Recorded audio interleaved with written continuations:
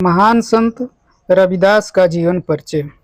भक्तिकालीन कवियों में संत रविदास का महत्वपूर्ण स्थान है, जिन्हें संत शिरोमणि की पदवी भी प्राप्त है। कबीर दास जी उनकी प्रशंसा करते हुए कहते हैं कि संतन में रविदास कहकर उनके महत्व को बताया है। लेकिन इनकी सटीक जानकारी के अभाव में आज भी इनका जीवन व्रत अंधकारपूर्ण है। इनके जन्म के बारे में कहा जाता है, इनका जन्म काशी के मड़ुआडीह गोवर्धन नामक गांव में माघी पूर्णिमा सन 1388 में रविवार के दिन हुआ था, जिसके कारण इनका नाम रविदास कहा जाता है।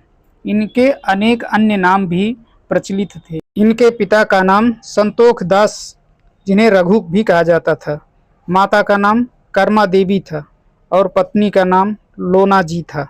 कहा जाता है कि उनके गुरु रामानंद थे और कबीर दास उनके गुरु भाई थे। भक्ति काल में योगदान। संत रविदास ने समाज में समानता और मानवता की एक मिसाल पेश की। उन्होंने अपने दोहों और अपने भजनों में भगवान की भक्ति की और समाज में व्याप्त बुराइयों को दूर करने में महत्वपूर्ण योगदान दिया, जैसे जाति प्रथा, धार्मिक आडंबर, छुआछूत जैसे अनेक कुरीतियां तथा प्रथाओं के प्रति जीवन भर उन पर आघात करते रहे। वह झूठी मर्यादा और झूठी श्रेष्ठता के दंभ से बचने की भी सीख देते रहे। सहज मार्ग अपनाने पर उन्होंने बल दिया। इन्होंने ईश्वर को निराकार के रूप में माना। वह अपने पदों में अविनाशी ईश्वर से प्रेम जोड़ने के लिए प्रेरित किया। उन्होंने ईश्वर की प्रशंसा की तथा ईश्वर को ही अंतिम सत्य माना।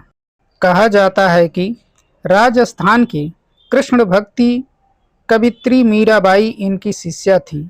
इन्होंने बहुत सारी रचनाएं भी की। संत रविदास के 40 पद सिखों के पवित्र ग्रंथ गुरु ग्रंथ साहिब में संकलित हैं। इनकी भाषा सरल, सहज और प्रवाहपूर्ण थी, जिसमें उन्होंने यथास्थान अवधी ब्रज भाषा, राजस्थानी, खड़ी बोली और अरबी और फारसी शब्दों का मिश्रण था।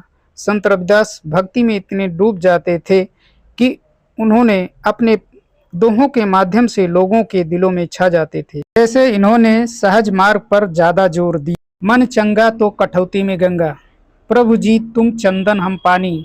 वह ईश्वर के साथ विभिन्न रूपों में उपमा के माध्यम से जुड़े। जैसे प्रभु चंदन है तो वह पानी है, प्रभु घन है तो वह मोर है, प्रभु चंद्र हैं तो वह चकोर आदि का बड़ा ही मार्मिक चित्रण किया। कर्म सिद्धांत। इन्होंने धार्मिक प्रवृत्ति भाव होने पर भी कर्म पर ज़्यादा जोर दिया। चमड़े का काम करते हुए भी दान आदि जैसे धार्मिक और सामाजिक कार्य करते रहे। इनका हृदय अत्यंत दयालु था। कर्म करते हुए भी, सीमित संसाधनों के होते हुए भी ये दान कर्म के लिए भी जाने जाते थे। उनकी भक्ति मार्ग में सहज प्रेम जो लोगों के मन को मोह लेता था। निर्वाण। इनके निर्वाण की तिथि के बारे में भी कोई आम धारणा नहीं है। कुछ प्रमाण बताते हैं कि चित्तौड़ के कुंभन श्याम मंदिर के निकट रविदास की छतरी बनी हुई है। वहीं पर इनका निर्वाण का स्थल है और वहीं पर स्मृति रूप में रविदास जी के चरण चिन्ह भी बने हुए हैं।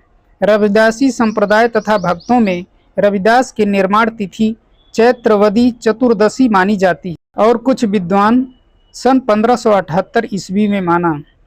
इस तरह महान संत रविदास जी के जीवन पर्यंत समाज में व्याप्त बुराइयां तथा कुरीतियों को दूर करने के लिए लड़ते रहे और वहीं दूसरी तरफ लोगों को एक सहज प्रेम भाव से रहकर के लोगों को एक साथ चलने की सलाह देते रहे।